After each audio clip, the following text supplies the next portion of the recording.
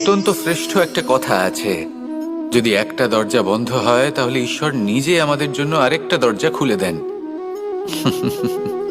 কিন্তু কিছু মানুষ আছেন যারা এটা ভাবেন যে আমার সাথে তো এরকম হলোই না, আমাদের জন্য তো কোনো নতুন দরজা খুললো না, কোনো নতুন পথ আমরা খুঁজে পেলাম না। সেই বিষয়ে আমরা চিন্তা করি, দুঃখ পাই যে এরকম কেন হলো।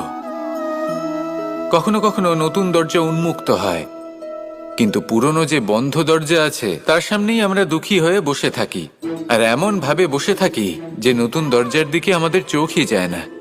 কখনো কখনো ঈশ্বর জেনে শুনেই আমাদের জন্য নতুন দরজা, নতুন পথ উন্মুক্ত করেন না, কারণ তিনি চান যে আমরা যেন পরিশ্রম করি, কর্ম করি, নিজেকে আরো বেশি শ্রেষ্ঠ করে তুলি, সক্ষম হই, আর নিজের পথ আমরা নিজেই খুঁজে নিই।